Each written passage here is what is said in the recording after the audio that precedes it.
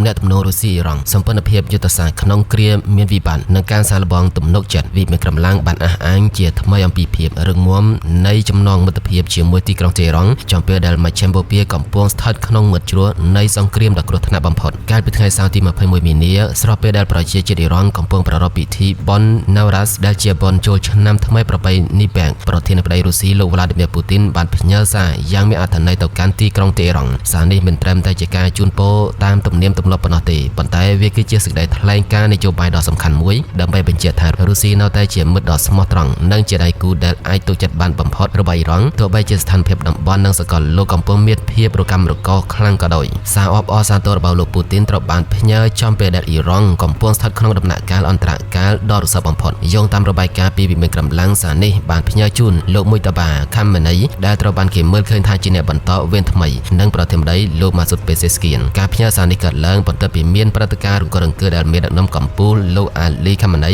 ត្រូវបានធ្វើឃាតដែលជាការបាត់បង់ដ៏ធំធេងបំផុតសម្រាប់សាធារណរដ្ឋអ៊ីស្លាមមួយនេះបច្ចុប្បន្នអ៊ីរ៉ង់កំពុងប្រឈមមុខនឹងវិបត្តិដែលក្រុមអ្នកវិភាគចាត់ទុកថាធ្ងន់ធ្ងរបំផុតចាប់តាំងពីបដិវត្តអ៊ីស្លាមឆ្នាំ1979ដែលបានផ្ដួលរំលំរបបព្រះមហាក្សត្រសាសម្ពាធពីខាងក្រៅតាមរយៈការវាយប្រហារដោយផ្ទាល់ពីសហរដ្ឋអាមេរិកនិងអ៊ីស្រាអែលបានធ្វើឲ្យសន្តិសុខជាតិរបស់អ៊ីរ៉ង់ស្ថិតក្នុងភាពស្រពិចស្រពិលក្នុងកាលៈទេសៈដ៏លំបាកនេះសម្ដីរបស់លោកពូទីនដែលថាទីក្រុងមូស្គូនឹងនៅជាមួយទីក្រុងតេហរ៉ង់ដើម្បីជំនះបញ្ហាប្រឈមដោយសេចក្តីថ្លៃថ្នូរគឺជាការផ្ដល់កម្លាំងចិត្តផ្នែកនយោបាយដ៏សំខាន់ទោះបីជាមានពាក្យពេចន៍ផ្អែមល្ហែមក្នុងកម្រិតការទូតក៏ដោយប៉ុន្តែធាតុពិតនៃទំនាក់ទំនងនេះកំពុងត្រូវបានចោទសួរដោយមជ្ឈដ្ឋានផ្ទៃក្នុងរបស់អ៊ីរ៉ង់ប្រភពព័ត៌មានមួយចំនួនក្នុងទីក្រុងតេហរ៉ង់បានសម្ដែងការខកចិត្តដោយលើកឡើងថាជំនួយជាក់ស្ដែងពីរុស្ស៊ីមានកម្រិតតិចតួចនៅឡើយបើធៀបនឹងទំហំនៃមហន្តរាយដែលអ៊ីរ៉ង់កំពុងជួបប្រទះមន្ទិលសង្ស័យនេះកើតឡើងដោយសាររុស្ស៊ីខ្លួនឯងក៏កំពុងជាប់ដៃក្នុងសង្គ្រាមនៅអ៊ុយក្រែនដែលធ្វើឲ្យសមត្ថភាពរបស់ទីក្រុងមូស្គូក្នុងការផ្ដល់ជំនួយយោធាឬសេដ្ឋកិច្ចទ្រង់ទ្រាយធំដល់អ៊ីរ៉ង់មានភាពរអាក់រអួលសំណួរសំខាន់គឺតើរុស្ស៊ីសោកចិត្តលះបង់កម្រិតណាដើម្បីការពារមិត្តរបស់ខ្លួននៅមជ្ឈមបូព៌ាសម្រាប់ជនជាតិអ៊ីរ៉ង់ជាច្រើនរុស្ស៊ីហាក់ដូចជាកំពុងប្រើប្រាស់អ៊ីរ៉ង់ជាខែល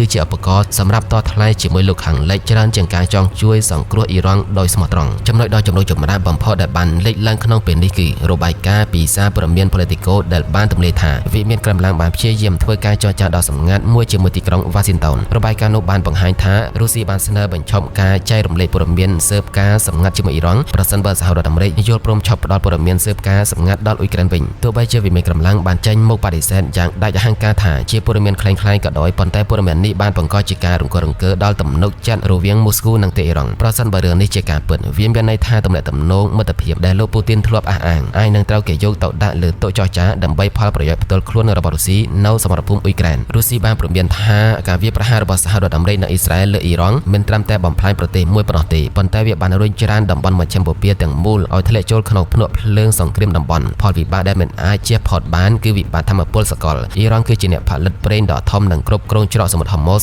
ដែលជាសរសៃឈាមសេដ្ឋកិច្ចពិភពលោកការរំខានណាមួយនៅក្នុងតំបន់នេះនឹងធ្វើឲ្យតម្លៃប្រេងហក់ឡើងកប់ពពកដែលនឹងប៉ះពាល់ដល់សេដ្ឋកិច្ចពិភពលោកទាំងមូលរួមទាំងប្រទេសលោកខាងលិចខ្លួនឯងផងដែរជារួមមកសាររបស់លោក Vladimir Putin ទៅកាន់ថ្នាក់ដឹកនាំអ៊ីរ៉ង់នៅថ្ងៃបុណ្យ Nowruz នេះគឺជាការបង្ហាញឲ្យឃើញពីការប្រឹងប្រែងរក្សាតុល្យភាពអំណាចរុស្ស៊ីត្រូវការអ៊ីរ៉ង់ដើម្បីទប់ទល់នឹងឥទ្ធិពលអាមេរិកចំណែកអ៊ីរ៉ង់ក៏ត្រូវការរុស្ស៊ីជាបង្អែកអន្តរជាតិទោះជាយ៉ាងណាក៏ដោយភាពស្មោះត្រង់នៃសម្ព័ន្ធភាពនេះនឹងត្រូវសាកល្បងដោយទង្វើជាក់ស្ដែងជាជាងពាក្យសម្ដី